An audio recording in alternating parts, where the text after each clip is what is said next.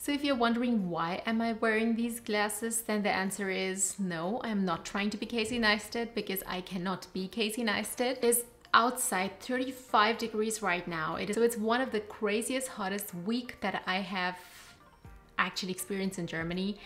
It's terribly hot. Like, the ceilings have no fans, literally. We have to really buy an additional fan, and the fan doesn't work when it's 35 degrees. Hi people, I'm Nikita and you're watching the Happy Hoot. Please don't pay any attention if I'm looking a little bit shabby, because today I washed my hair and I dried them on the way. I came home and it is very, very, very hot outside, and I just literally sat here to make my video because I'm already like 7 days late. So this is Q&A part 2 that I promised you guys 2-3 weeks ago. These are the same questions that you guys wrote me on Instagram the last time I asked you that I'm going to make a Q&A video, and I couldn't finish it because it was already getting too long. So in this video I try my best to answer as many as questions, and I also try to be very quick so that this doesn't exceed the normal time limit and gets boring. So let's go. By the way, I started to make a diary. It looks like this. To travel is to live, because I strongly believe in that. And I started maintaining it to have, or to pen down my ideas for YouTube. Until now there are 3 different sections. One is for travel vlogs that I want to make, or I have from past, some vlogs that I've shot and I haven't updated. Second, I have life in Germany videos, and the third, Q&A. So from now on, the questions you guys ask, I will try my best to write down in this diary so that they don't go missing, because very often it happens that if I ask you an Instagram story, the story is after 24 hours gone, and then I cannot answer your questions because it's just gone. So I decided now to write down the questions and categorize them into categories like I told you last time. And before I talk too much, I start with the questions now. Okay, why I named my channel The Happy Hoot? Well, to be very honest, I always wanted to name my channel something with happy. I tried to make it Happy Nikki. It most likely wasn't available. Then I Nikki, Crazy Nikki, and then Happy Nick or Nick Happy. I tried like multiple options and it didn't work out. Then I actually searched like what is the animal that actually looks similar when I'm very happy or surprised. So I was thinking very hard, and I realized that when I'm very happy, I make this face. And that actually resembles to a hoot, and that's why I decided to make my channel, or to name my channel, The Happy Hoot. Are master exams conducted strictly in Germany? Well, I think I would say yes. All my exams that I've taken, I have never felt that any exam was easy, or in case I felt easy, then it was because that I was prepared well for the exam. That's why I thought that, okay, I know everything. And this didn't happen during my master's. So the only time when you think the exams are easy is, I guess, when you're very prepared. Otherwise, a person like me, I'm always like nervous, and I never do full course, so I always leave something, so I never think that an exam is easy. But I would say they are not too strict, like you cannot pass them. I passed, and if I passed, you can, I can guarantee you. So yes, they are strict, but they are not difficult to pass. Computer science difficult to finish? If I can finish computer science, any one of you can. I cannot emphasize more on this, that I'm a very, very, very average student. I am just hardworking, and I just try to do my best, no matter it's an exam, it's an interview, or whatever it is. So I would say that no, it's not difficult to finish computer science. You can easily finish computer science.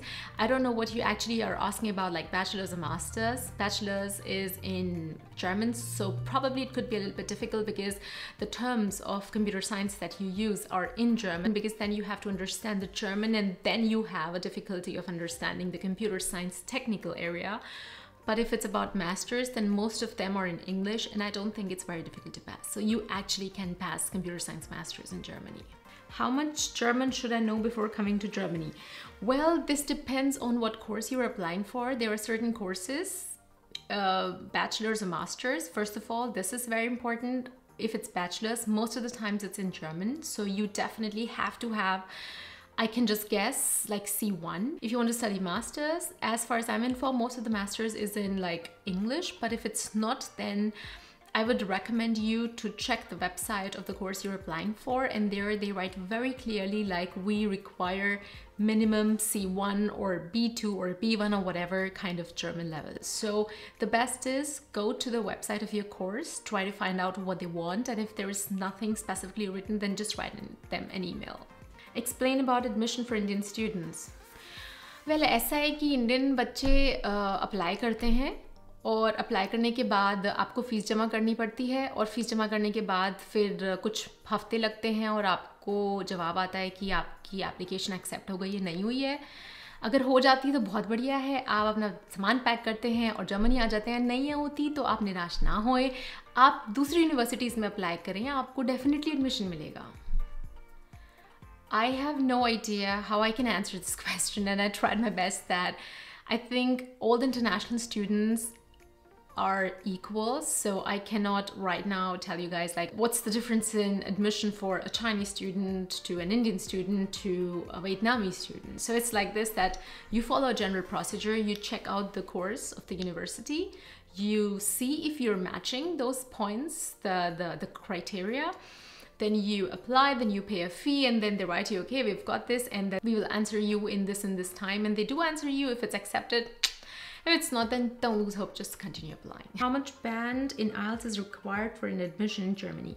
Well, I think that a band of 6+ is a good band. Of course, you can get better. 7, 7.5, 8 would be much better. But in my opinion, I'm not into admission committee, I'm sorry, but I guess a band of 6 and over that it's a nice band. You can start applying, but as I said already earlier, that you have to really check the criterion of that particular course or that particular university on the website, and then only you can know whether you're eligible to apply. Some universities, they are just saying that okay, we need IELTS and 6 above, everything will do. Needless to say, if you have two profiles and both of them are absolutely similar, and one has IELTS of 6 and the other has an IELTS of 7.5, then I myself would prefer IELTS of 7.5 because it's like, it just shows that you are better in English. But this doesn't mean that 6 is a bad band. And this also doesn't mean that you should just attempt for 6. I would suggest that you guys attempt for a higher number, like 7.5 for 8. So it actually pumps up your chances of getting admission in university. And if you have 6, then also don't lose hope, because we don't have to go to Cambridge, Oxford, or Harvard. So like, really, knowledge can be taken from everywhere. You can go to a normal university and just start studying. Is it mandatory to study in Germany to get a job? I would say no, because I know people who studied with me and have a job, and I also know people who just actually came from India on a contract or on a project to Germany, and then they decided to stay in Germany, so they didn't go back. So I would say no, it's not required to study in Germany to get a job, but you never know. It again depends upon the job profile.